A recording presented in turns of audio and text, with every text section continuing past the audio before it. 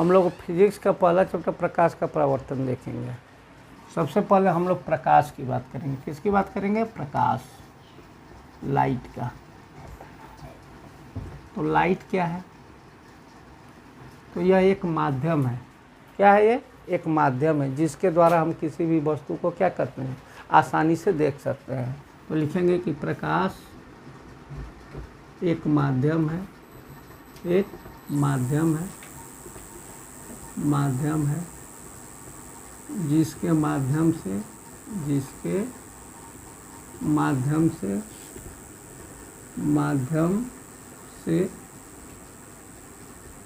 हम वस्तु को क्या करते हैं? वस्तु को देखते हैं। समझ में आ रहा है? इतना बात समझ गए? चलिए अब ध्यान दीजिए कि जब प्रकाश धरती पर आता है, ठीक है, प्रकाश कहाँ आता है? धरती पर, ठीक है।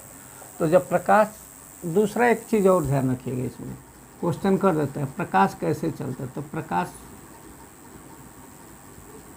सीधी रेखा में चलता है, सीधी रेखा में गमन करता है, गमन करता है।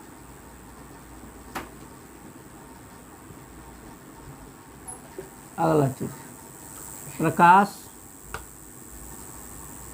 किरण का निर्माण मुख्य रूप से तीन किरणों से मिलकर बना। तीन प्रकार से बना है। नंबर 1 अवरक्त प्रकाश, अवरक्त प्रकाश। नंबर 2 पराबैंगनी, क्या? पराबैंगनी। और नंबर 3 ध्यान समझिएगा, दृश्य प्रकाश। क्या होता है? दृश्य प्रकाश। अगला पॉइंट, जब इसे प्रिज्म से गुजारा जाता है, किससे? प्रिज्म पर गुजारा जाता है तो इससे 7 रंग दिखाई देता है। क्या करता है? दिखाई देता है, जिसे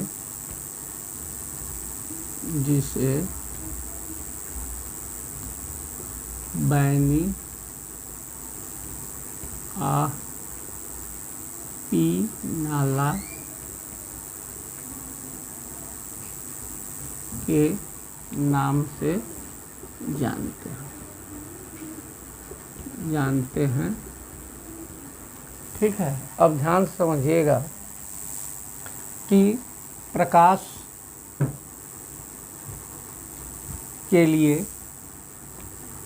के लिए धरती पर जब पहुंचता है, प्रकाश जो होता है धरती पर आता है, तो ये प्रकाश को आने से पहले एक चीज़ हम लोग जानेंगे कि प्रकाश देने वाली वस्तु क्या है। देने वाली वस्तु तो 2 तरह की स्थितियां होती हैं। एगो दीप्त होता है। क्या होता है? दीप्त पिंड। दीप्त पिंड। और एक होता है अदीप्त पिंड। जो दीप्त पिंड होता है, यह प्रकाश का उत्सर्जन करता है। क्या करता है? उत्सर्जन करता है, यानी प्रकाश देता है। क्या देता है? प्रकाश देता है। ठीक है। जो अदीप्त पिंड होता है, इसमें प्रकाश उत्पन्न नहीं होता, उत्पन्न नहीं होता है। समझ रहे हैं बात को? अब ध्यान दीजिएगा, दीप्त पिंड कौन कौन है? यदि उधर एग्जाम्पल आपसे पूछ दे कि दीप्त पिंड का एग्जाम्पल दीजिए, दीप्त पिंड का एग्जाम्पल, तो दीप्त पिंड क्या हो जाएगा? सूर्य हो जाएगा आपका, होगा कि नहीं? तारे हो जाएंगे, हो जाएगा, जुगनू हो जाएगा, समझ रहे हैं? ETC बहुत से हैं, ठीक है। अदीप्त पिंड का अगर पूछ दे आपसे परीक्षा में कि अदीप्त पिंड बताइए कि इसमें कौन है, तो आपका क्या हो जाएगा बताइए? शीशा नाम सुने हैं, मिट्टी नाम सुने हैं, लकड़ी इत्यादि, ठीक है। अब ध्यान से देखिएगा, जब प्रकाश आता है धरती पर, प्रकाश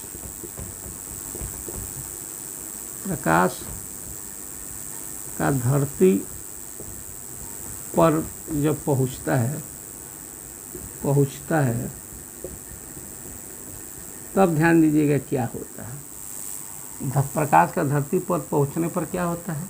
तो इसका सामना 3 चीज़ों से होता है।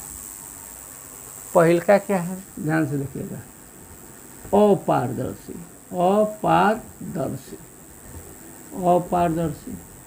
दूसरा क्या होता है? पारभासी। और तीसरा जो होता है, ठीक है, अपारदर्शी, पारभासी, और जो तीसरा होता है वो आपके सामने अपारदर्शी, पारदर्शी, पारदर्शी, ठीक है। अपारदर्शी, पारभासी, पारदर्शी। अपारदर्शी का मतलब ही हुआ कि जिससे सूर्य का प्रकाश पार न कर सके, पार न कर सके। समझ रहे हैं? पारभासी का मतलब कि सूर्य की किरण 9 के बराबर पार कर सके। और पारदर्शी का मतलब कि बिना रोक टोक के आसानी से प्रकाश गमन कर सके। क्या कर सके? गमन कर सके। समझ रहे हैं बात? इतना बात समझ गया। अब ध्यान से समझिएगा आगे। तो हमारा जब आता है नीचे प्रकाश, तो एक रे जो होता है, रे किरण, तो एक होता है समानांतर। क्या होता है? समानांतर। दूसरा होता है अपसारी, अपसारी।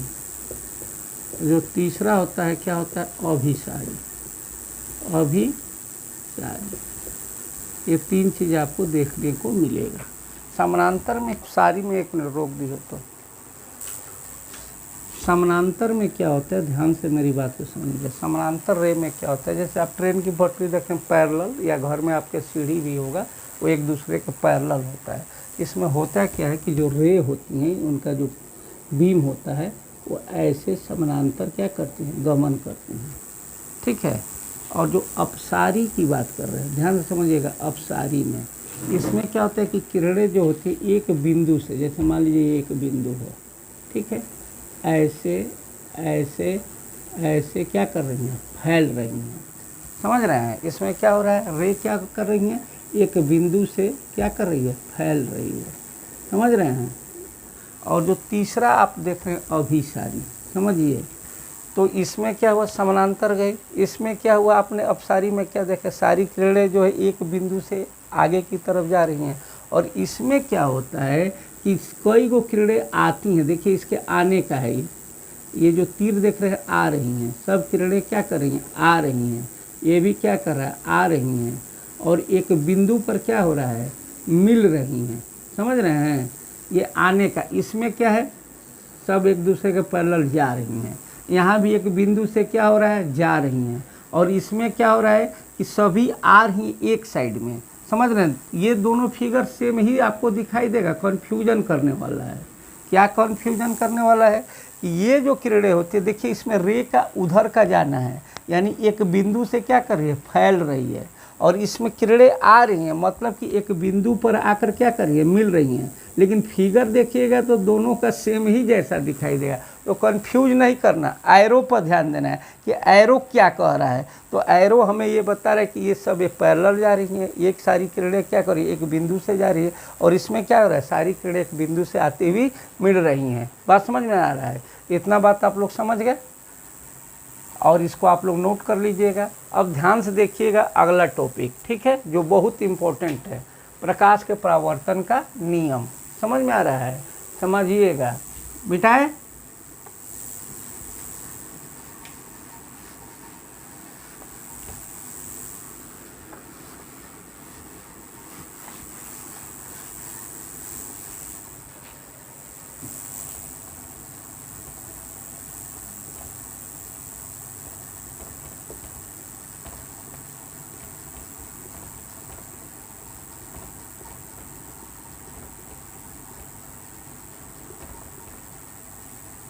ध्यान से समझिएगा पहले, उसके बाद नोट्स को लिखिएगा। प्रकाश के परावर्तन में क्या होता है, यहाँ देखिएगा फिगर समझिए, ये एक तल है, क्या है ये, एक तल है, प्लेन है। इस प्लेन पर मान लीजिए सूरज का रे आया और आ करके टकराया और टकरा करके इधर चला गया। तो जो आया ऐसे और गया ऐसे, तीर को समझिएगा। तो यह जो होता है आपतित हुआ, यानी यह जो रे हुआ इसका नाम हुआ आपतित, आपतित किरण। और ये जो हुआ इसको कहते हैं परावर्तित। क्या कहते हैं, परावर्तित किरण। समझिए मेरी बात को। और यदि इसके बीच में हम ऐसे ऐसे कर दें तो यह जो हुआ इसको कहते हैं अभिलंब। क्या कहते हैं, अभिलंब। अब ध्यान से देखिएगा मेरी बात को, इसको इंग्लिश में इंसिडेंट कहते हैं। क्या कहते हैं, इंसिडेंट रे। और इसको कहते हैं रिफ्लेक्शन रे। और ये आपका प्लेन है, ठीक है। और यह आपका अभिलंब, जिसको नॉर्मल भी कहते हैं। तो इंसिडेंट में पहला अक्षर आई होता है, इसलिए हम इसको आई कहते हैं। और इसको क्या कहते हैं रे बाबू, रिफ्लेक्शन में पहला लेटर आर है तो इसको आर कहते हैं। तो अब ध्यान से मेरी बात को समझिएगा। तो प्रकाश के परावर्तन का दो नियम है। फर्स्ट नियम क्या है, ध्यान से समझिएगा। आपतित किरण और परावर्तित किरण तथा अभिलंब तीनों एक ही तल में, यानी जो भी काम हुआ इधर हुआ है, नीचे कुछ नहीं हुआ, इसलिए एक ही तल में हुआ है। तो लिखेंगे क्या कि आपतित किरण, आपतित किरण तथा परावर्तित वर्तित किरण तीनों एक ही तल में स्थित होता है, एक ही तल में स्थित होता है। समझिए मेरी बात को। नंबर 2, अब यहाँ देखिए, यहाँ एंगल बन रहा है। क्या बन रहा है, एंगल। तो आपतन कोण, इसका क्या नाम रखेंगे, आपतन कोण तथा परावर्तन कोण, परावर्तन कोण। क्या हुआ, ध्यान से समझिएगा। आपस में बराबर होता है। आपस में क्या होता है रे बाबू, बराबर होगा। बराबर होना भी चाहिए। क्यों होना चाहिए भाई, तो एक ही जगह से ये दोनों भाई उत्पन्न हुए हैं, तो हिस्सा बराबर न मतलब बटेगा। मतलब समझ रहे हैं, यानी साइन आई बराबर साइन आर। मतलब क्या कि यदि यह एंगल 40 डिग्री, मान लीजिए सपोज कीजिए, मान लीजिए परीक्षा में दे दे एग्जाम्पल के तौर पर कि आपतन कोण का मान, यानी आई का मान 40 डिग्री है, तो परावर्तन कोण यानी परावर्तन कोण क्या मतलब कोण आर का मान क्या होगा, आर का मान क्या होगा, तो क्या बताइएगा, बताइए जल्दी। तो आपने अभी ना लिखा कि आपतन कोण और परावर्तन कोण आपस में क्या होता है, बराबर होता है। तो ये कितना दिया है 40, तो ये भी कितना होगा 40 होगा। क्यों होगा जी भाई, तो अभी आपने लिखा है कि आई बराबर आर के। बात समझ में आ रहा है, इतना बात समझ गए। अब ध्यान से देखिएगा मेरी बात, समझिएगा। अब आते हैं हम लोग बिंब की बात करते हैं। बिंब या इमेज, या इसको प्रतिबिंब भी कहते हैं। क्या कहते हैं, प्रतिबिंब। तो जो प्रतिबिंब की बात करेंगे, ध्यान से समझिएगा, प्रतिबिंब की जब बात करेंगे तो प्रतिबिंब जो होता है दो तरह का होता है। जैसे मान लीजिए मैं ऐसे कर रहा हूँ तो मेरा यहाँ प्रतिबिंब बन रहा है, समझ रहे हैं। तो यह जो प्रतिबिंब ऐसे बन रहा है, ऐसे मैं हाथ ले जा रहा हूँ, इस पर दिखाई दे रहा है, इसको हम आभासी कहते हैं। क्या कहते हैं, आभासी। और एक वास्तविक प्रतिबिंब बनता है। क्या बनता है, वास्तविक प्रतिबिंब बनता है। समझ रहे हैं बात को, इतना बात समझ गए। तो प्रतिबिंब दो प्रकार का, एगो वास्तविक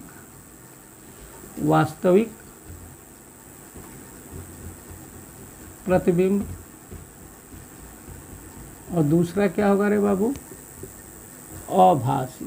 क्या होगा, अभासी प्रतिबिंब। ठीक है। अब ध्यान से देखिएगा, वास्तविक की परिभाषा क्या होगी, वास्तविक प्रतिबिंब,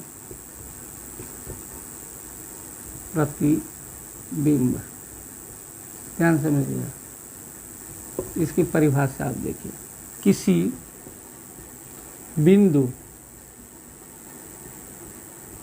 वस्तु से आने वाली प्रकाश की किरणें,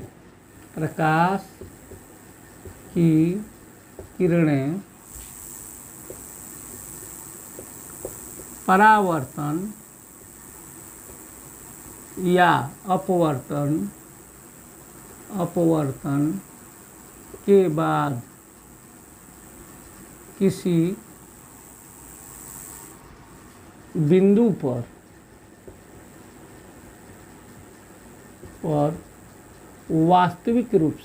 वास्तविक रूप से मिलती हैं, उसे वास्तविक प्रतिबिंब कहते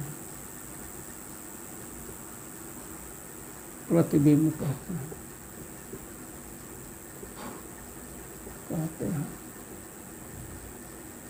ठीक है, इतना बात समझ गए। वास्तविक प्रतिबिंब जो होता है हमेशा कैसा होता है, सीधा होता है। कैसा होता है, सीधा होता है।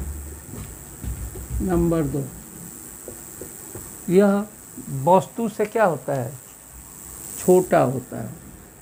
वस्तु से छोटा होता है। वास्तविक प्रतिबिंब उल्टा तथा पर्दे पर प्राप्त किया जा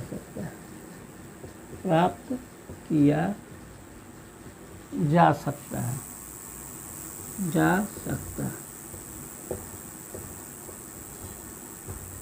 नंबर अगला, यह वस्तु से छोटा बनता है, इतना बात समझ गए।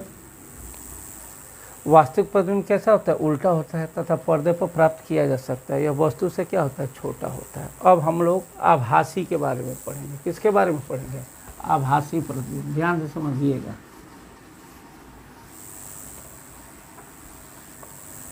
आभासी प्रतिबिंब,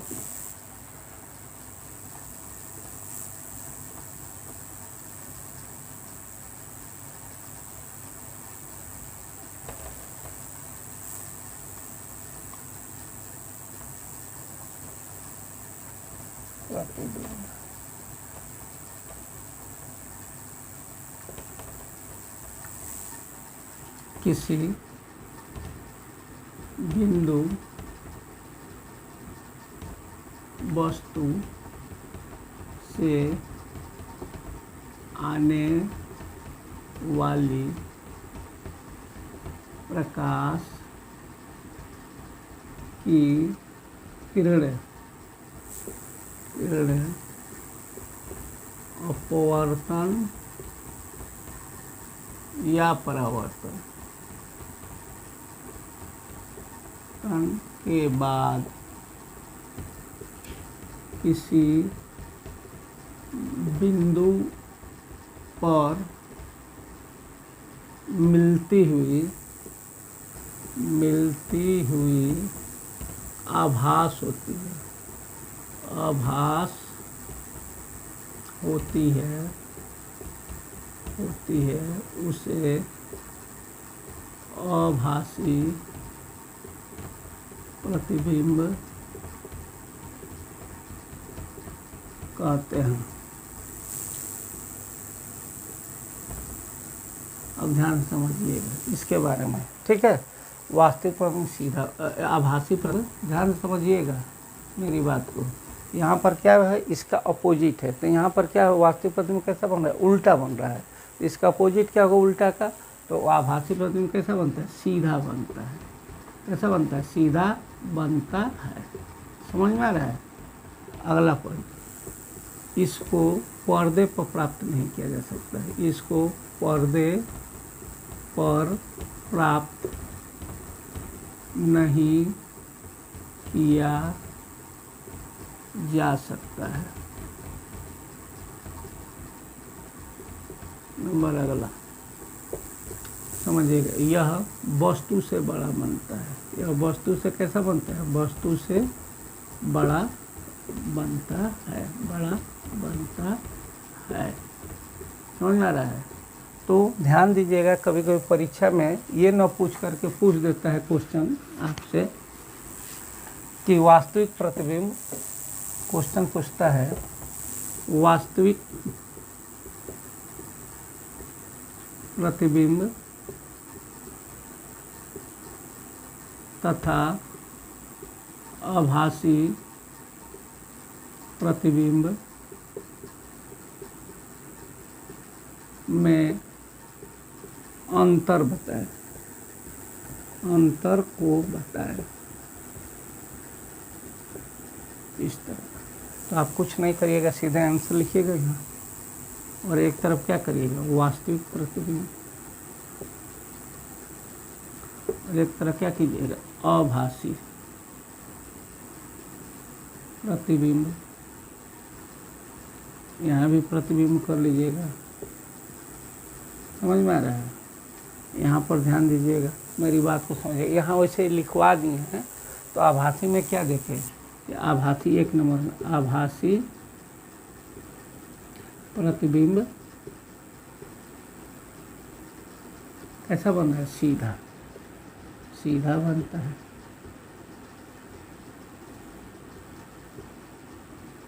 जब यह सीधा बनता है तो ये कैसा बनेगा बाबू, वास्तविक प्रतिबिंब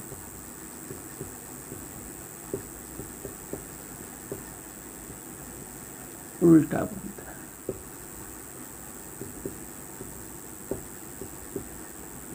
नंबर 2, यह पर्दे पर प्राप्त किया जाता है।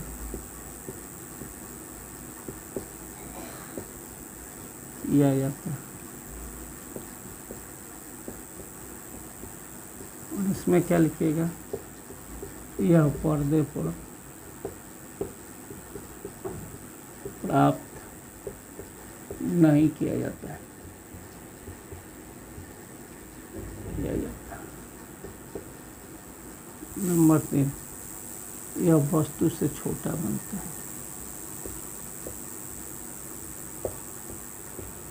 छोटा बनता है। और इसमें क्या लिखिएगा, यह वस्तु से बड़ा बनता है।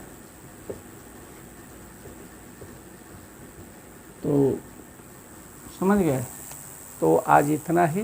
कल हम लोग जो है कि ध्रुव, पोल मुख्य फोकस, प्रधान अक्ष तथा FR में संबंध तथा उसके आगे हम लोग पढ़ेंगे। मान लीजिए कि मैंने आज जो है कि हम समतल दर्पण और प्रतिबिंब का बनना, तो सबसे पहले ये चीज़ ध्यान रखिएगा। क्या ध्यान रखना है कि समतल दर्पण वाला जो भी प्रतिबिंब बनता है, मान लीजिए कि ये समतल दर्पण है, ठीक है, यहाँ पर मान लीजिए कि समतल दर्पण है, ठीक है, और यहाँ पर कोई वस्तु क्या हो गई है, रखी गई है, तो मान लीजिए 5 सेंटीमीटर में है, तो इसका मतलब है कि वस्तु अगर यहाँ है तो इसका दर्पण के पीछे भी 5 सेंटीमीटर दूरी पर ही प्रतिबिंब बनता है। यह समतल दर्पण का सबसे जो है ध्यान देने वाली बात है। तो मैंने दिया है क्या, समतल दर्पण जो प्रतिबिंब बनता है, कोई भी वस्तु समतल दर्पण के सामने जितने ही आगे रखी रहती है उसका प्रतिबिंब उतना ही पीछे बनता है। तो जैसे मान लीजिए कोई वस्तु यहाँ रखी गई है और यहाँ से दर्पण के बीच की दूरी जो है 5 सेंटीमीटर है, तो प्रतिबिंब भी कितना पीछे बनेगा, 5 सेंटीमीटर पीछे ही बनेगा। समझ गए बात। दूसरा चीज़ सबसे पहले ये जान लीजिए कि जो समतल दर्पण का प्रतिबिंब बनता है तो इसकी विशेषताएँ होती हैं। बात समझ रहे हैं, समझ रहे हैं कि नहीं? देखिए, समतल दर्पण जो प्रतिबिंब होती है इसकी कुछ विशेषताएं होती हैं जो आपके लिए जानना जरूरी है। तो समतल दर्पण और जो भी प्रतिबिंब बनता है, मान लीजिए यहाँ पर वस्तु था, यहाँ से 5 सेंटीमीटर दूरी पर वस्तु था, ये वस्तु है, तो इसका प्रतिबिंब जो है 5 सेंटीमीटर पीछे जो बनेगा यह वस्तु के बराबर ही बनेगा। मान लीजिए कि यह वस्तु जो है कि सपोज कीजिए 1 सेंटीमीटर का है, तो जो प्रतिबिंब भी बनेगा वह कितने का बनेगा, 1 सेंटीमीटर का। यानी जितना बड़ा वस्तु होगा उसका प्रतिबिंब उतना ही बड़ा बनेगा। देखिए यहाँ पर लिखा गया है, क्या लिखा गया है कि जो प्रतिबिंब बनता है वह दर्पण के पीछे बनता है और कितना बनता है, प्रतिबिंब का आकार वस्तु के आकार के बराबर होता है। तो पहले का पॉइंट मैंने क्या लिखा है कि वस्तु अगर जितना दूरी पर रखा जाएगा प्रतिबिंब उतना ही दूरी पर बनेगा। दूसरा मैंने क्या लिखा है कि वस्तु जितना बड़ा होगा उतने ही आकार का बनता है और इसका प्रतिबिंब हमेशा कैसा बनता है, सीधा बनता है। कैसा बनता है बाबू, सीधा। कैसा बनेगा, सीधा बनेगा। कैसा बनेगा, सीधा बनेगा। समझ रहे हैं? तो 3 विशेषता हमने अभी बताया। क्या बनाया कि दर्पण के सामने जितना ही दूरी पर रखा जाएगा प्रतिबिंब उतना ही पीछे बनेगा, जितना लंबा होगा उतना ही लंबा बनेगा और प्रतिबिंब कैसा बनेगा, सीधा बनेगा। तो देखिए, नंबर 1 प्रतिबिंब दर्पण के पीछे बनता है, प्रतिबिंब वस्तु के आकार के बराबर बनता है। तीसरा है प्रतिबिंब हमेशा सीधा बनता है और जो प्रतिबिंब बनता है वह आभासी होता है। कैसा होता है रे बाबू, आभासी। आभासी का मतलब क्या है कि जिसको पर्दे पर प्राप्त नहीं किया जा सकता है। समझ रहे हैं? आभासी प्रतिबिंब को पर्दे पर प्राप्त नहीं किया जा सकता है। समझ रहे हैं? तो प्रतिबिंब कैसा बन रहा है समझिएगा, मेरी बात को समझिए। प्रतिबिंब आभासी होता है। आभासी का मतलब क्या होता है, अर्थात इसको पर्दे पर प्राप्त नहीं किया जा सकता है। और सबसे इम्पोर्टेंट, इसका सबसे प्रमुख विशेषता यही है कि यह जितनी दूरी पर होगा उतनी ही दूरी पर बनता है, जो इसको मैंने फिर यहाँ पर आपके सामने बताया है। तो ये समतल दर्पण की विशेषता हुई। क्या क्या बताए समझ लीजिए फिर से आप लोग कि समतल दर्पण के सामने यदि कोई भी वस्तु रखी जाती हो, ठीक है, तो वह प्रतिबिंब दर्पण के उतने ही पीछे बनता है जितना कि वह आगे है। नंबर 1। नंबर 2, वस्तु के आकार के बराबर बनता है।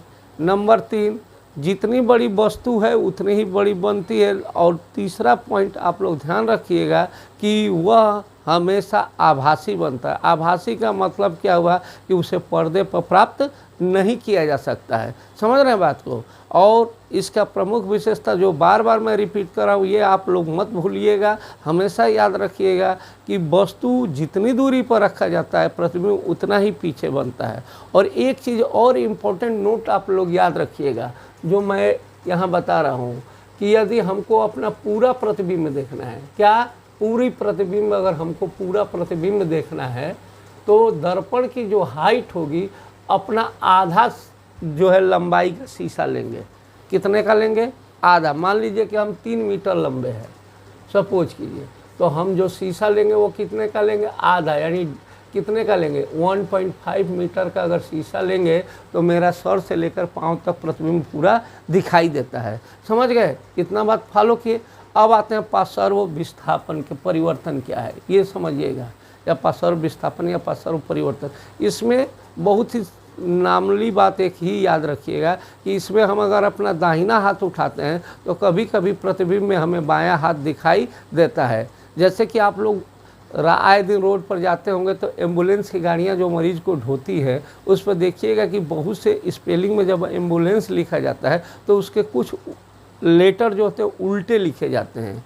क्यों लिखे जाते हैं कि जो गाड़ी पीछे से आए तो जो सामने वाले को शीशे पर पड़े तो वह उसे सीधे आसानी से पढ़ सके और पढ़ने के बाद तुरंत एम्बुलेंस को साइड दे ताकि मरीज जल्दी से जल्दी हॉस्पिटल पहुंच सके। यदि वह सीधा लिखा जाएगा तो पढ़ना असंभव है, इसलिए जो पीछे वाले गाड़ी को पास देने में असुविधा होती है। उस तरह की घटना को क्या कहते हैं, पार्श्व परिवर्तन। तो यहाँ पर ध्यान दीजिए, यदि हम अपना दाहिना हाथ उठाते हैं तो दर्पण में हमारा बायां हाथ उठता हुआ प्रतीत होता है। इस घटना को ही क्या कहते हैं, पार्श्व परिवर्तन। जैसे मरीज को ले जाने वाले वाहन में कुछ अंग्रेजी के शब्द क्या लिखे रहते हैं, उल्टे लिखे रहते हैं, समझ रहे हैं। अब ध्यान से समझिएगा, अगला पार्ट आप में है क्या, गोली दर्पण। क्या, गोली दर्पण। तो गोली दर्पण उसे कहते हैं जैसे जिस गोले का भाग होता है, क्या होता है गोली दर्पण, क्या होता है, उस गोले का भाग होता है जिसका जो परावर्तन सतह जो होता है चमकीला होता है। बात समझ रहे हैं। जैसे मान लीजिए यह एक गोली दर्पण यहाँ मैंने खींचा है तो ये देखिए अंदर की तरफ है, क्या है, अंदर की तरफ कलई किया गया है। तो यदि अंदर की तरफ कलई किया जाए तो उसे उत्तल दर्पण कहते हैं। क्या कहते हैं, उत्तल दर्पण। ऊपर दर्पण में क्या होता है, कलई अंदर की तरफ होता है। यदि कलई बाहर की तरफ हुआ है तो समझ लीजिएगा कि वह कौन दर्पण होगा, अवतल दर्पण। समझ रहे हैं, समझ रहे हैं कि नहीं, इतना बात समझ गए।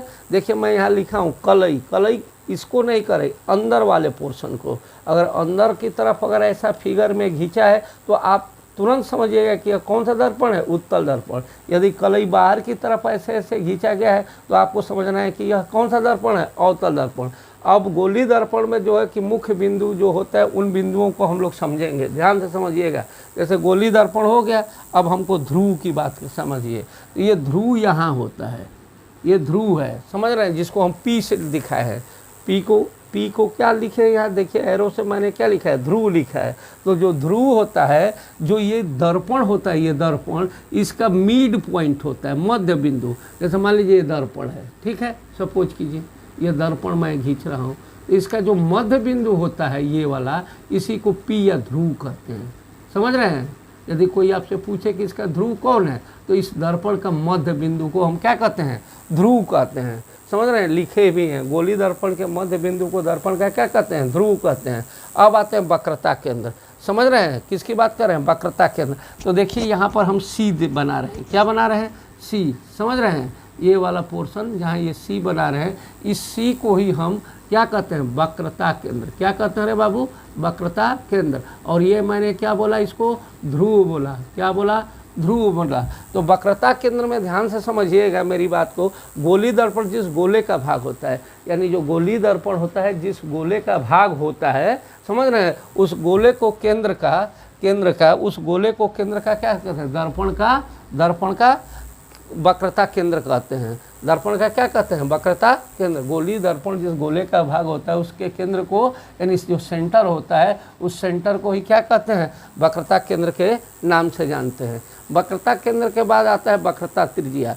तो गोली दर्पण भी उसी का भाग होता है जिससे, यानी इसके बीच की जो दूरी होती है, समझ रहे हैं, जो दूरी होती है उसे ही हम क्या कहते हैं, वक्रता त्रिज्या के नाम से जानते हैं। अब आते हैं मुख्य अक्ष, यानी प्रधान जिसको कहते हैं।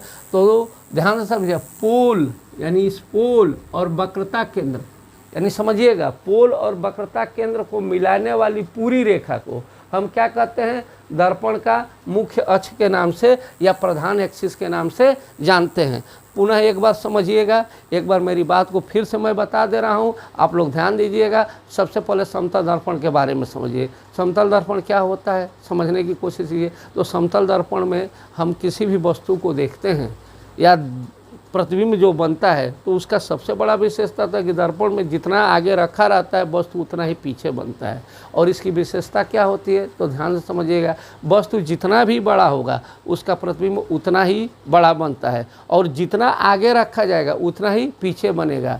समझ रहे हैं, यह प्रतिबिंब वस्तु के आकार के बराबर बनता है, और इसका प्रतिबिंब हमेशा सीधा बनता है। कैसा बनता है? सीधा बनता है। और तीसरा चीज़ कैसा होता है? सीधा बनता है। चौथा क्या मैंने आपको बताया कि आभासी बनता है। आभासी का मतलब क्या हुआ कि जिसको पर्दे पर प्राप्त नहीं किया जा सकता है। ये सारी विशेषताएं जो है किसकी है? समतल दर्पण की। और यदि हमको अपना पूरा प्रतिबिंब देखना है तो हमको समतल दर्पण कितना बड़ा होना चाहिए? तो जितनी मेरी ऊंचाई है उसकी आधी होनी चाहिए। अब आते हैं पार्श्व विस्थापन। ध्यान से समझिएगा, यदि हम किसी शीशे के सामने खड़े हो जाए और अभी कभी हम अपना दाहिना हाथ उठाएं और हमें बायां हाथ दिखाई देता हो तो समझ लीजिएगा यह पार्श्व परिवर्तन हो रहा है। जैसे कि मरीज वाले जो एम्बुलेंस होते हैं उसमें बहुत से लेटर जो होते हैं उल्टे लिखे रहते हैं ताकि हम आसानी से उसको पढ़ सके। बात समझ रहे हैं? अब ध्यान से अगला पॉइंट देखिएगा, गोली दर्पण। तो गोली दर्पण क्या होता है? गोली दर्पण उसका वह भाग होता है, यानी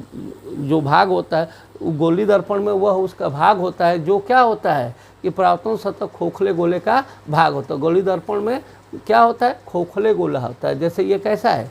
खोखला है। समझ रहे हैं? ये गोला ऐसे गोला बना हुआ तो ये क्या है? खोखला है। और ये जो कलई किया गया है वह उसी का भाग होता है। समझ रहे हैं? अब आते हैं ध्रुव।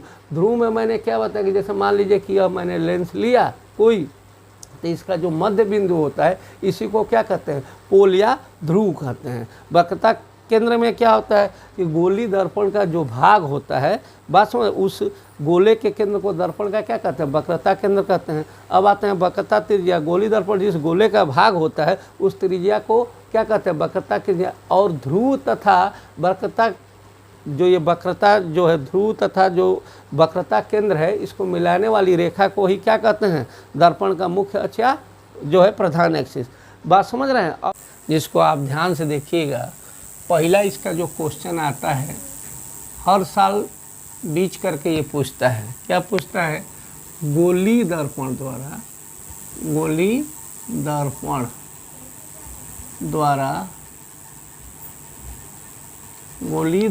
द्वारा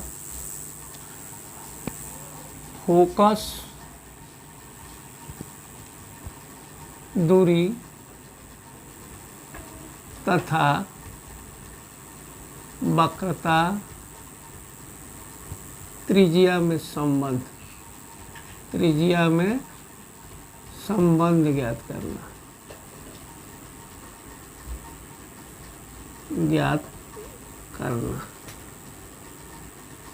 ठीक है, इतना बात समझ रहे हैं? तो ध्यान देने की ज़रूरत है सबसे पहले कि जो गोली दर्पण से वक्रता त्रिज्या पूछता है तो परीक्षा में यहाँ लिखता है कि अवतल से करना है या उत्तल से। तो हम अवतल दर्पण से ज़्यादा बार पूछा हुआ है परीक्षा के लिए। समझ रहे हैं? तो सबसे पहले हम एक फिगर खींच रहे हैं। ध्यान से देखिएगा, अवतल दर्पण का फिगर में ऐसे बाहर की तरफ रहता है। समझ रहे हैं? और उत्तल में क्या रहता है? अंदर की तरफ। अवतल में कहाँ रहता है? बाहर की तरफ। और इसमें एक मिड से एकदम मध्य बिंदु से एक रेखा खींचते हैं। ठीक है, तो जो रेखा जाकर यहाँ मिलते हैं यह आपका पोल होता है। समझ रहे हैं बात को? और यहाँ से यहाँ तक दर्पण का द्वारक जिसको हम बी डैश के नाम से जानते हैं। इतना बात समझ गए? अब ध्यान से मेरी बात को समझिएगा कि यहाँ पर F होता है जिसको हम फोकस कहते हैं, और यहाँ C होता है जिसको हम वक्रता सेंटर ऑफ कर्वेचर के नाम से भी जानते हैं। सर्वप्रथम एक किरण यहाँ से गई, मान लीजिए ये किरण गई, सीधी गई। ठीक है, किरण ऐसे जा रही है। ठीक है, ऐसे गई तो वहाँ जाएगी तो टकराएगी। टकरा करके यह किरण जो है फोकस से होकर गुजरती है। कहाँ से जाती है? फोकस से। समझ रहे हैं बात को? ये किरण आ रही है इधर से और ये फोकस से होकर के क्या की? गुजर गई। गुजरने के बाद ध्यान दीजिएगा, यदि इसके बीच में ऐसे ऐसे ऐसे ऐसे डॉटेड अगर एंगल खींच रहे हैं, कोण एंगल बन रहा है किसके किसके बीच में? बी और सी के बीच में। समझ रहे हैं? तो ये वाला जो होगा ये ये आपका आई होगा। किसके अनुसार? अपवर्तन का नियम आप लोग जानते हैं, परावर्तन वाला। इस परावर्तन के नियमानुसार ये वाला बिंदु आई होगा। समझ रहे हैं? तो अब इसी चीज को सबसे पहले हम लोग लिखेंगे। क्या लिखेंगे? ध्यान से समझिएगा। गोलीय दर्पण, गोलीय दर्पण क्वेश्चन में भी दिया है दर्पण। तो गोलीय दर्पण में फोकस दूरी क्या होती है? वक्रता त्रिज्या की आधी होती है। गोलीय दर्पण में फोकस दूरी वक्रता त्रिज्या के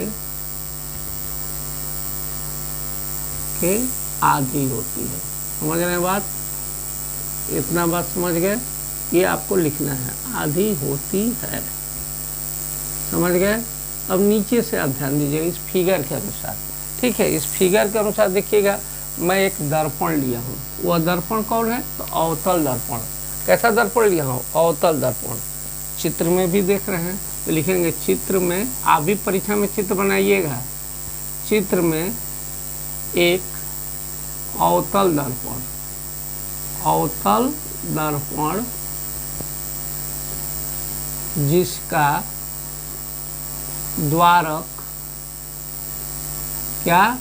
एपोर्टस भी बोलते हैं इंग्लिश में। द्वारक क्या क्या है जी बाबू? BB डैश है। क्या है? BB डैश है। यही दर्पण का द्वारक है जिसको मैंने यहाँ पर लिखा है। समझ रहे हैं बात को? अब ध्यान दीजिएगा। तो इस दर्पण के मध्य बिंदु को, दर्पण का मध्य बिंदु, कौन बिंदु? मध्य बिंदु दर्पण का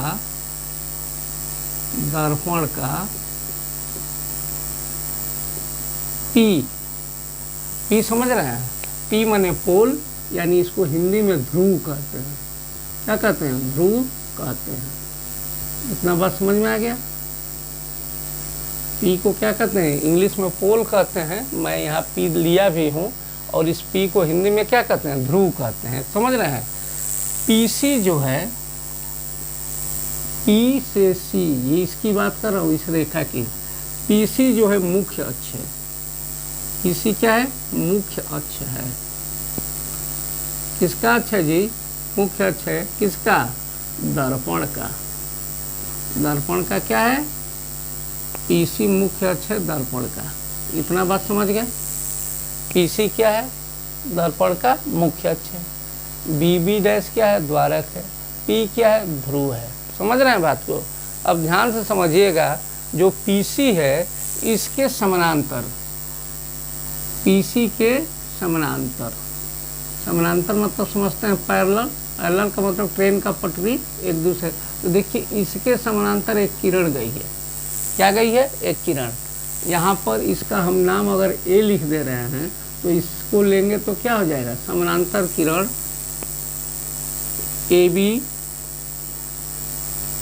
गुजर रही है, गुजर रही है। ठीक है, समझ रहे हैं बात? AB किरण क्या कर रही है? PC के समानांतर गुजर रही है। समझ रहे हैं? अब ध्यान से समझिएगा कि PC के जब समानांतर गुजर रही है तो यह PC के बहुत निकट होता है। PC के यह क्या होता है भाई? बहुत ही निकट होता है। समझ रहे हैं? PC के क्या होता है? निकट होता है। कौन? AB। समझ रहे हैं बात को? अब ध्यान से समझिएगा।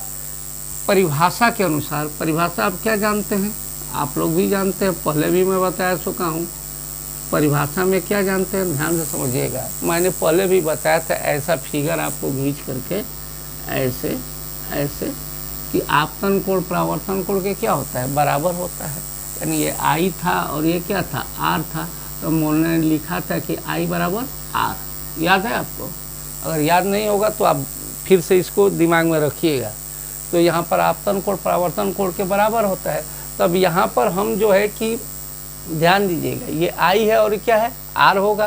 तो आपतन कोण क्या होगा? परावर्तन होगा। तो सबसे पहले कौन सा एंगल बन रहा है? आपतन A, B और C। यहाँ लिखिएगा A, बी सी, समझ रहे हैं, ए बी सी, ठीक है, ये आया है। तो यहाँ पर आई बन रहा है ना जी, समझ रहे हैं, तो क्या बन रहा है, C B F, C B F क्या होगा, बराबर होगा। क्यों बराबर होगा, तो परावर्तन के नियमानुसार।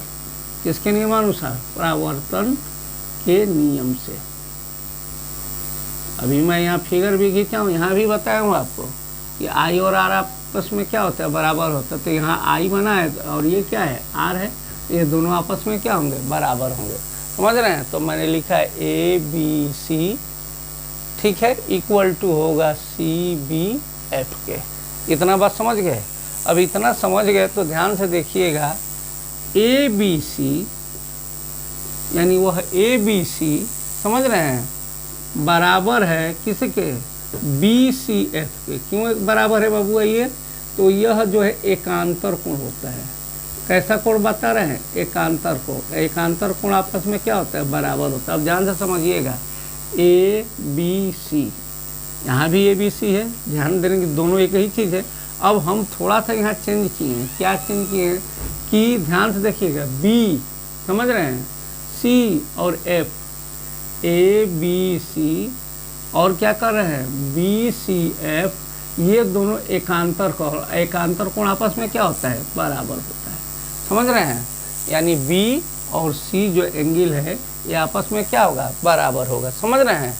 अब ध्यान से समझिएगा, ध्यान से यहाँ देखिएगा, बी सी एफ, किसकी बात कर रहे हैं, बी सी एफ, ध्यान से देखो, बी सी एफ, ठीक है।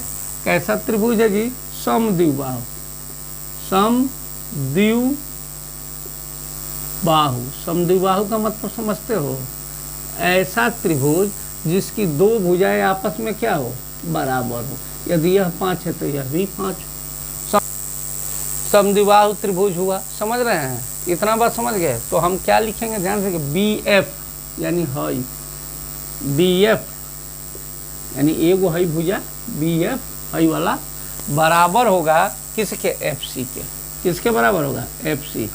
एफ सी कौन है, ध्यान से समझिए, ये दोनों आपस में क्या होंगे, बराबर होंगे। क्यों बराबर हुआ है, तो यहाँ पर मैं लिखा हूँ कि यह कैसा त्रिभुज है, समद्विबाहु। इसलिए हम लिख सकते हैं बी एफ बराबर क्या, एफ सी, समझ रहे हैं।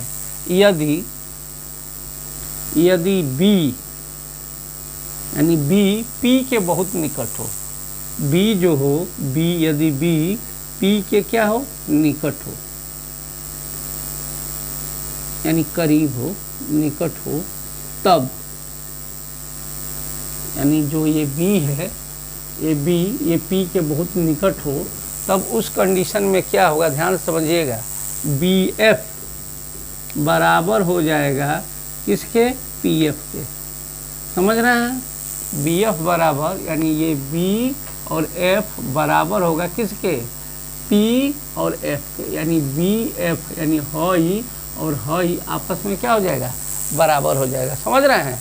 या पी एफ बराबर, ध्यान समझिए, इसके बराबर पी एफ बराबर हम लिख सकते हैं एफ सी के। किसके लिख सकते हैं, पी एफ, ध्यान से देखिएगा, पी एफ बराबर होगा किसके, इसके।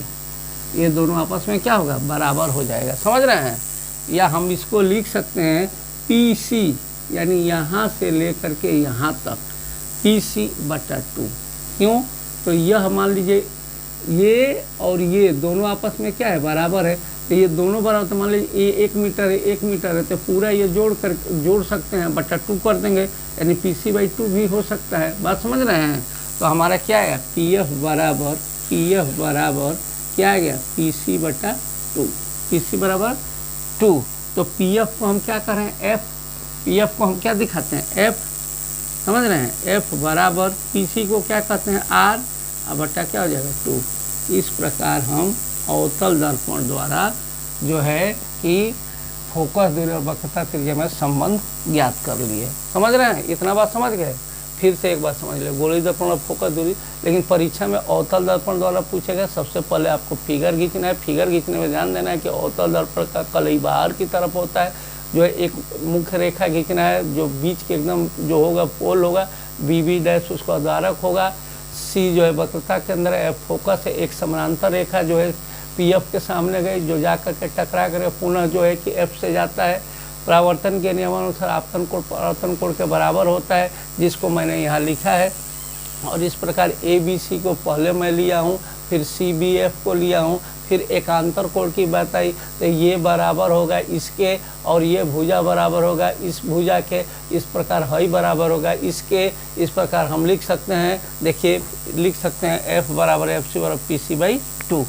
इसको आप परीक्षा के व्यू से इम्पोर्टेंट है एग्जाम के दृष्टि से, यानी 100 में 99% है कि ये क्वेश्चन आएगा। उसके बाद ध्यान दीजिएगा, क्योंकि बोर्ड मिटाना पड़ेगा, यहीं पर मैं एक और परीक्षा की दृष्टि से आज मैं पढ़ा रहा हूँ, ध्यान से समझिएगा। अवतल दर्पण का उपयोग, अवतल दर्पण का उपयोग ये पूछता है, ठीक है। अवतल दर्पण का उपयोग भी बहुत बार पूछा है। ये ऑब्जेक्टिव भी बना के पूछ सकता है, सब्जेक्टिव में भी आपसे पूछ सकता है। तो सबसे पहले इसका उपयोग लिखिएगा।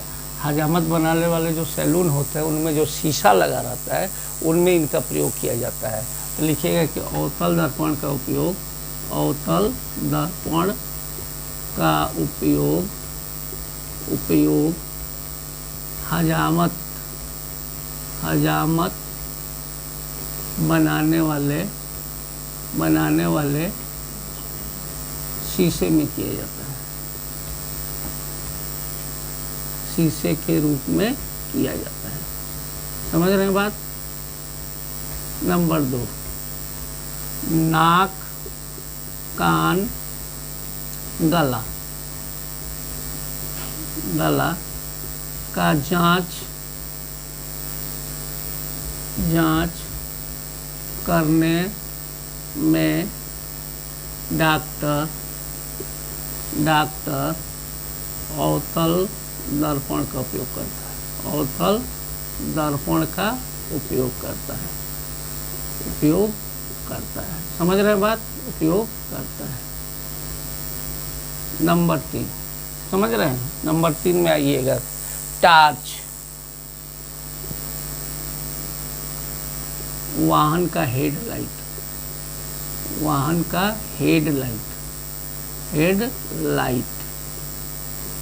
तथा, समझ रहे हैं, तथा सर्च लाइट में भी इसका उपयोग होता है।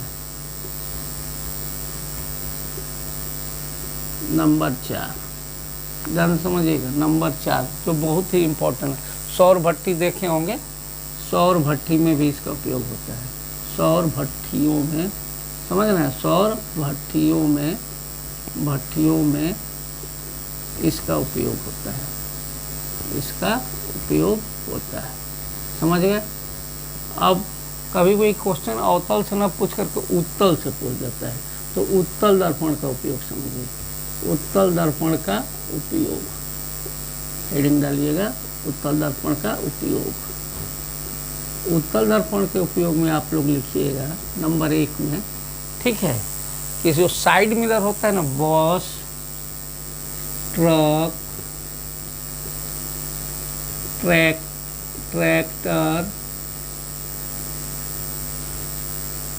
स्कूटर इत्यादि में साइड मिरर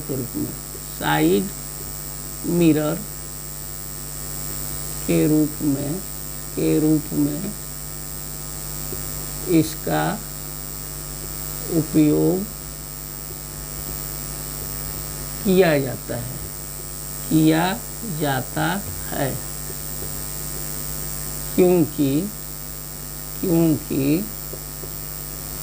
इसके द्वारा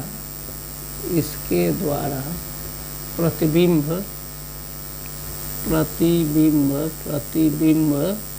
समझ रहे हैं, प्रतिबिंब जो है हमेशा सीधा बनता है।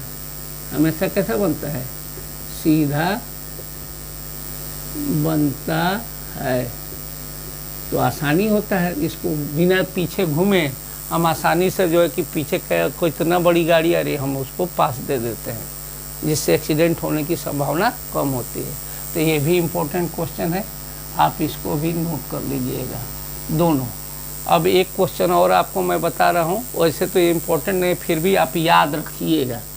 दर्पण सूत्र पूछता है, एक ऑब्जेक्टिव में पूछ देगा दर्पण सूत्र, समझ रहे हैं। दर्पण सूत्र अगर पूछेगा तो ये इम्पोर्टेंट नहीं है, फिर भी आपको याद रखना है, समझ रहे हैं ना।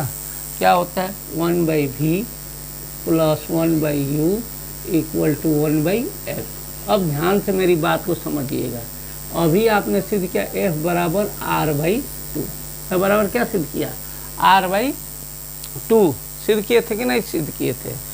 f बराबर क्या सिद्ध किए थे r/2, मान लीजिए r/2 सिद्ध किए। यदि हम f की जगह पर इसको ला जाकर रख दें 1/v plus 1/u equal to 1/r/2, तो 2 कहाँ चला जाएगा ऊपर, तब क्या होगा सूत्र 1/v plus 1/u equal to 2/r। तब ये दर्पण सूत्र ऐसा हो जाएगा। ये आपको ध्यान देना है कि कैसा ऑब्जेक्टिव में दे रहा है, समझ रहे हैं बात को, इतना बस समझ गए। अब ध्यान से देखिएगा, अब एक ही और इम्पोर्टेंट चीज़ बचा है आपका आवर्धन। क्या बचा है आवर्धन। तो बोर्ड को मैं मिटा रहा हूँ, आवर्धन आपको मैं बता रहा हूँ, ध्यान से देखिएगा आवर्धन के बारे में, ठीक है।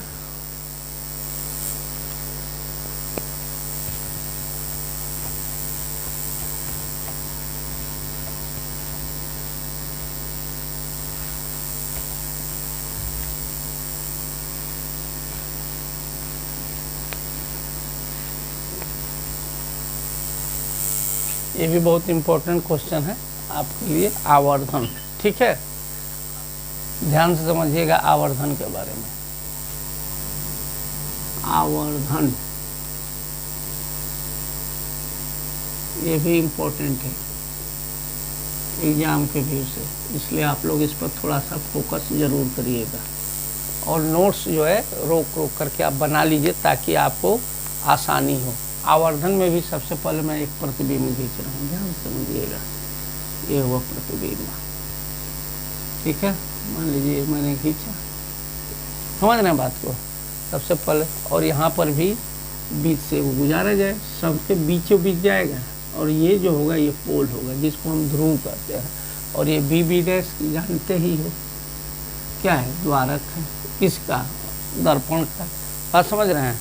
अब यहाँ पर मैं एक वस्तु को रख रहा हूँ, समझ रहे हैं, इसको रख रहा हूँ, एक वस्तु को मैं यहाँ पर रख रहा हूँ, समझ रहे हैं। तो ये C हो गया और यहाँ F हो गया, और ये वस्तु यहाँ रखी गई है, समझ रहे हैं। तो जब वस्तु रखी गई है यहाँ पे, समझ रहे हैं, इतना बात फॉलो किए। C है वक्रता केंद्र, F फोकस हुआ, B जो है मैंने वस्तु को रखा, तो यह वस्तु जो है यहाँ पर ऐसे जाएगी, समझ रहे हैं, ऐसे गई, ठीक है, ऐसे गई और जा करके यह ऐसे गुजरती है, समझ रहे हैं, ऐसे गुजरी। और एक चीज़ और ध्यान दीजिएगा, जब यह यहाँ से गुजरी तो यहाँ से भी, यहाँ जो पोल है, बात समझ रहे हैं, जो पोल है, पोल के ऊपर से जो है यहाँ से एक किरण जो है ऐसे ऐसे ऐसे ऐसे गई, बात समझ रहे हैं, और गई तो यहाँ से भी एक रे ऐसे चलेगी, ऐसे चलेगी, मान लीजिए ये दोनों मिल गए, और यहाँ पर जो है ऐसे ऐसे ऐसे ऐसे ऐसे जो है कि एक प्रतिबिंब बन गया, समझ रहे हैं, इतना बात समझ गए। यह जो बना इसको हम लिख रहे हैं H डैश, और इसको क्या लिख रहे हैं H, समझ रहे हैं। और यहाँ से यहाँ तक की दूरी, यहाँ से यहाँ तक की दूरी को हम U कह रहे हैं, और यहाँ से यहाँ तक की दूरी को हम V कह रहे हैं, समझ रहे हैं। यानी यह वस्तु की दूरी है और वो क्या है, प्रतिबिंब जहाँ रखा गया उसकी दूरी है, समझ रहे हैं। ये B हो गया, समझ रहे हैं, और ये A हो गया, समझ रहे हैं, और ये आपका A हो गया। ये प्रतिबिंब है, इसका यहाँ पे इमेज बन के तैयार हो गया। अब ध्यान देने की ज़रूरत है, आवर्धन होता क्या है, समझ रहे हैं। परीक्षा में ये फिगर भी खींचना है तथा इसकी परिभाषा भी लिखना है तथा हमको इसको प्रूव करना है। तो होता कुछ नहीं है। ध्यान से, प्रतिबिंब जो होता है, प्रतिबिंब की ऊंचाई, प्रतिबिंब की ऊंचाई, प्रतिबिंब की ऊंचाई, ठीक है, और वस्तु की ऊंचाई, और वस्तु के ऊंचाई, ऊंचाई के अनुपात को, के अनुपात को, अनुपात को आवर्धन कहते हैं। क्या कहते हैं बाबू? आवर्धन, आवर्धन कहते हैं। इतना बात समझ गए। अब ध्यान दो, प्रतिबिंब की ऊंचाई, प्रतिबिंब की ऊंचाई हमने इस फिगर में आपको लिया है, ध्यान से समझिएगा। m बराबर हम लिख सकते हैं, आवर्धन क्षमता को m से दिखाते हैं, आवर्धन बराबर प्रतिबिंब की ऊंचाई बटा वस्तु की ऊंचाई, प्रतिबिंब की ऊंचाई बटा क्या होगा? वस्तु की ऊंचाई, वस्तु की ऊंचाई। समझ रहे हैं? अर्थात m बराबर हम लिख सकते हैं क्या? h डैश बटा h, h डैश बटा h। समझ में आ रहा है? कितना बात समझ गए? अब त्रिभुज, हम किसकी बात कर रहे हैं? त्रिभुज में ए पी बी, ध्यान से देखिएगा, ए पी और बी, ए पी बी में, ए पी बी तथा साथ ही साथ ए डैश पी बी डैश, ए डैश पी बी की बात कर रहे हैं, इसकी। समझ रहे हैं? इतना बात समझ गए? तो क्या होगा? ध्यान से देखिएगा, ए डैश बी डैश, ए डैश बी डैश बटा, समझिए, ए बी यानी हॉई बटा हॉई, यानी ए डैश बी डैश बराबर ए बी बराबर, ध्यान से समझिएगा, कि पी बी डैश बटा, समझ रहे हैं, पी बी के। अर्थात हम लिख सकते हैं क्या? कि माइनस एच डैश बटा प्लस एच बराबर, ध्यान से देखिएगा, माइनस भी बटा माइनस यू। समझ रहे हैं? या हम इसको लिख सकते हैं एच डैश बटा एच बराबर माइनस भी बाई यू। अब कहिएगा कि यहाँ माइनस माइनस था तो प्लस हो जाना चाहिए, तो ये माइनस माइनस कट गया और ये प्लस माइनस, तो ये माइनस जो है इधर आ गया, तो एच डैश एच बटा क्या हो गया? भी बाई यू। समझ रहे हैं? तो अब हम लिख सकते हैं क्या? कि m बराबर, यानी आवर्धन m बराबर, ठीक है, माइनस क्या लिखेंगे? माइनस नहीं कि नहीं लिखेंगे? नहीं लिखेंगे। क्यों नहीं लिखेंगे? इधर मैं लेके चला आया हूँ, तो क्या लिखेंगे? एच डैश बटा एच बराबर माइनस भी बाई यू। इस प्रकार मेरा यह भी क्या हो गया? प्रूफ हो गया। समझ रहे हैं? इसको भी आप क्या करिएगा? घेर लीजिएगा। यह भी इम्पोर्टेंट है परीक्षा के दृष्टि से। तथा अब ध्यान दीजिएगा, मेरी बात को आप लोग ध्यान से समझिएगा। अब आपके लास्ट में जो है न्यूमेरिकल क्वेश्चन बचा है फर्स्ट चैप्टर का, जो हर साल उसमें से क्वेश्चन फर्स्ट सेकंड और थर्ड लेसन से पूछता है। तो फर्स्ट में जितने भी न्यूमेरिकल हैं, अगले वीडियो में फर्स्ट लेसन का जो भी सवाल है, जो आपके एक्सरसाइज में दिया है, सबको मैं अगले वीडियो में लेकर आऊँगा, ताकि आप अच्छा से अच्छा मार्क्स ला सकें।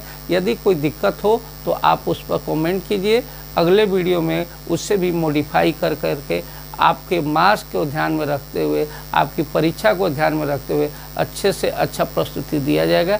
Thank you very much. आज के लिए इतना ही।